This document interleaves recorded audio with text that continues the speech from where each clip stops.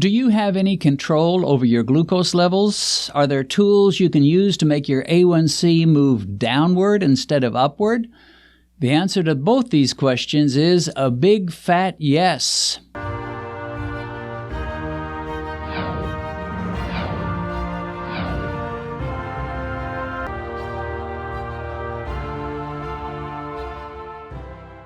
Carpenters have their tools, golfers have their golf clubs, and chefs have their cooking utensils. But what about diabetics? What do we have? The answer is that we have some incredibly powerful tools to make our glucose levels start going down instead of up. But sadly, most diabetics are either ignorant of these tools or they simply don't have the motivation to put them to use. To get started, I need to talk to you a little bit about your baseline glucose level. And what exactly is that? Your glucose level, your baseline glucose, is where your glucose will settle after you have not eaten during the day for around 3 to 4 hours. You cannot really count your glucose level upon awaking as a baseline level, since the dawn effect is going to skew that number. But if after lunch, let's say, you wait about 3 to 4 hours, your blood sugar should drift down to a certain level and go no further until you eat dinner. And that level that your blood sugar reverts to after your last meal is processed and several hours have passed and you haven't had any snacks, that is your baseline level. Well, a perfectly healthy, normal younger man or woman should have a baseline glucose level around 85 milligrams per deciliter, which would be around 4.7 millimoles. American standards declare that you are diabetic if your fasting glucose level rests at 126 milligrams per deciliter or around 7 millimoles, which would mean a slightly lower baseline level. One thing is perfectly clear. Your baseline glucose level is not static. It's not written in stone. It can and almost surely will change over the years. Now, the normal or usual thing that will happen is that your glucose levels will rise. In other words, you'll get worse and you'll inch closer to diabetic levels, or you'll go from mildly diabetic to severely diabetic. But the reverse can be the case as well, and we'll talk about that later on. When your blood sugar is not moving and is holding steady at that baseline level, your next meal is going to change all of that. Shortly after you eat, your glucose will start to rise. And there's nothing wrong with that. This is a perfectly normal, natural reaction. Your body was designed by your Creator to do this meal after meal, year after year, and decade after decade. When you think about glucose control, you should not suppose that means you'll never, ever have another rise in glucose. That would not be possible, nor would it be desirable to pursue this. Your body is well equipped to handle normal, gentle glucose rises and falls, if you're not a type 1, that is. And that is exactly what happens when a metabolically healthy person eats a meal. He might start out before his meal at 85 milligrams per deciliter, and in 45 minutes to an hour, his glucose may rise to, say, 128. So he's spending a little time above his baseline glucose level. But for a metabolically healthy person, he will not stay there very long. Usually within an hour to an hour and 15 minutes, he will be back down into the 80s, and he'll stay there until his next meal. But for the diabetic, things are a lot different. He may eat that same exact meal as the person that I just mentioned, but his problem is that before the meal, he wasn't at 85. His glucose was at 135 or 145. And an hour after his meal, his glucose has risen to 250. And worse still, not only does he spike much more severely than the other guy, it takes him far longer to get back down to baseline. At 2 hours, he may still be at that 250 range, and after 3 hours, well, he should be dropping down, but he may still be too high. At 3 hours, his glucose may be at 170 or 160, and it may take him 4 or sometimes nearly 5 hours to finally drop down to his 145 baseline level. And the result of this is that this diabetic is spending lots and lots of time above his baseline level, which was way too high to begin with. And then he has another meal, and the whole process repeats itself. But to make matters worse, this man finds that his baseline level is constantly rising. Within a year, his baseline level is no longer 145, it's now 165, and his glucose is spiking to 300 plus these days rather than the 250 a year before. His baseline glucose level, along with his tendency to spike, is shifting upward, and his A1C is going to reflect that, and it's going to show that his diabetes is worsening. His doctor will look at him with concern and may prescribe more powerful medications or insulin to try to slow down this terrible upward drift. And they may slow things down a bit, but they almost never stop it, and they certainly do not reverse things. The man concludes that his diabetes is precisely what the medical experts have warned him about. It is both progressive and chronic. It never goes away, and it always gets worse and worse. So why do glucose levels rise all the time? Why don't they just stay where they are? There are differences of opinions about why these baseline levels tend to drift upwards. Most of the doctors and medical experts that I respect believe that ever-worsening diabetes is primarily due to something called metabolic syndrome or insulin resistance, which develops and multiplies due to the constant insulin surges in our bodies as a result of our pancreas desperately trying to keep up with high glucose. We develop a condition called insulinemia, which means that our bodies are saturated with way too much insulin. And after a while, our worn-out bodies become almost immune to the huge surges of insulin that flood through our bloodstream day after day. I call this metabolic inflation. It ends up taking far more insulin to keep our glucose under control today than it took to do so a couple of years ago. And a couple of years down the road, it will require still more insulin to try to stave off high glucose.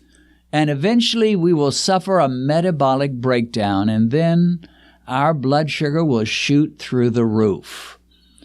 But here's another way to look at this phenomenon. The more time we spend with glucose significantly above our baseline level, the more our baseline level drifts up, higher and higher. Most diabetics, with their high-carb diets and their multiple meals a day and their multiple snacks in between their multiple meals, are spending hours and hours every day above that baseline level. And just when their glucose starts to drop down anywhere close to their baseline, well, they have another meal or another snack and off it goes again, off to the races. All the while, their baseline glucose levels are rising higher and higher, and their glucose spikes after their meals and snacks are getting bigger and bigger. So what's the answer to this misery and this vicious cycle? Well, it's pretty simple, actually. If spending too much time above your baseline level is raising your blood sugar levels, then if you could find a way to spend lots of time below your baseline level, this should turn things around and cause your glucose levels to start to drift downward rather than upward. There are 4 big tools that will bring this about, but I'm going to concentrate on 3 of them. The first tool, which I won't say too much about, is carbohydrate restriction. And I'm not passing over this lightly because it's unimportant, but rather because I talk about it so often. I'm sure you already get this. But let me say, I find it bizarre that so many doctors and nutritionists miss this one simple principle, which is that carbohydrates drive blood sugar high in a way that proteins and fats never do. So if you want to spend less time in an elevated glucose range, the first and simplest and most powerful thing to do is severely limit your carbohydrate intake. And that means not only cutting out candies and sugary desserts, but also radically slashing things like potatoes, rice, breakfast cereals, bread, tortillas, chapatis, and pasta, slashing them out of your diet, or at least at the very minimum, limiting them severely. Okay, enough about that. Let's get on to the other 3 tools. First is what some have called intermittent fasting, but I prefer to call it time-restricted eating. If you're eating 3 or more meals a day and you're grazing on snacks in between those meals, you are constantly forcing your blood sugar above your baseline level. People who climb our world's tallest mountain, Mount Everest, talk about the death zone. This is a place where the altitude has so little oxygen and the temperatures are so cold, it's about all you can do to put one foot in front of another. Your mind is in a fog, your reflexes slow down, and people can and do die if they make even a small mistake when they're in this death zone. The death zone for diabetics is the place above your baseline level. There's no problem with going there a couple of times a day and only staying there for a little while. That we can handle. But when you hang out in this high glucose death zone for long periods of time, you are killing yourself. But when you determine to only eat 2 meals a day, separated by 6 hours or so, with no snacks in between those 2 meals, and then you're not going to touch a bite of food until that 6-hour window comes around the next day, it means you're going to spend very little time in that death zone. Most of your 24 hours of the day will be spent either at or below your baseline level. And even if your baseline level is 190, if you can spend most of your day around 150, which is not ideal, but if you can at least spend most of your day about 40 points below your baseline glucose level, guess what's going to happen? Gradually, that baseline level will start, you guessed it, to drift downwards. Instead of artificially forcing your glucose upward every time it wants to go down, you go ahead and allow your glucose levels to retreat, to go down to baseline. And your body will reward you with lower baseline glucose levels and usually lower fasting glucose. And often in 3 or 4 months, you may see a significantly lower A1C. Another tool in fighting rising glucose is to consider fasting an entire day. I frequently do 36-hour fasts, which means that I'll eat dinner for one evening and then I'll skip eating throughout the entire next day and resume eating with breakfast on the day after that. Let me give 2 qualifiers about that kind of fasting. First, if you're taking diabetic meds or insulin, you should not try that. You could end up getting a dangerous hypo. That kind of fast is for people who are not taking the meds or the insulin. And second, if you have fatty liver, it is likely that this kind of fast will not result in lowering your glucose levels. In fact, your glucose levels may rise as your liver fights valiantly to dump the fat and sugar that you've stored in it. So don't expect it will always be lower when you fast. But once your liver becomes clean and free from fat, you'll probably find that your blood sugar will start to go down as you do extended fasts. And that's always the case with me. I almost never have glucose in the 70s on days when I eat meals. But on the day when I eat nothing, drinking only coffee and maybe a little water with lemon juice, my glucose levels can go down into the low 80s, sometimes in the 70s. And often, I'll spend most of my fasting day much lower than my baseline level. And by the next morning before eating, I will be often in the 70s, sometimes the lower 70s. And what that means is I've spent a lot of time for the last 36 hours below baseline.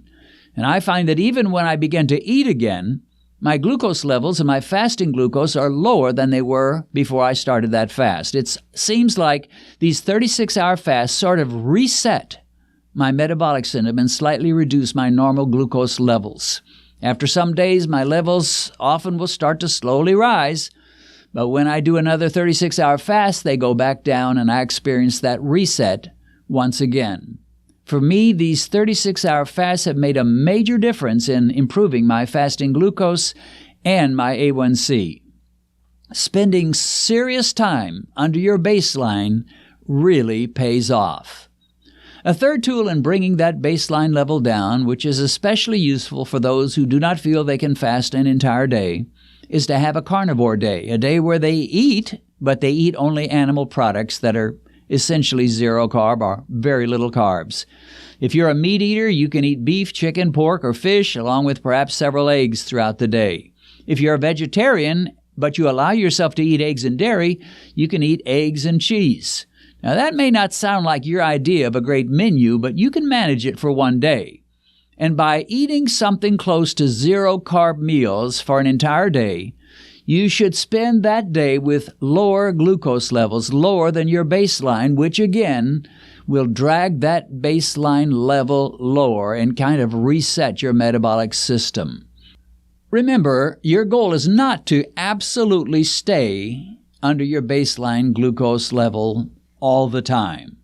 That is totally unnecessary. Your goal is to keep those spikes relatively low and spend as much time in your day at or below baseline rather than spending most of your day the way most people do, above baseline glucose, resulting in higher and higher daily blood sugar, fasting blood sugar, and A1C scores.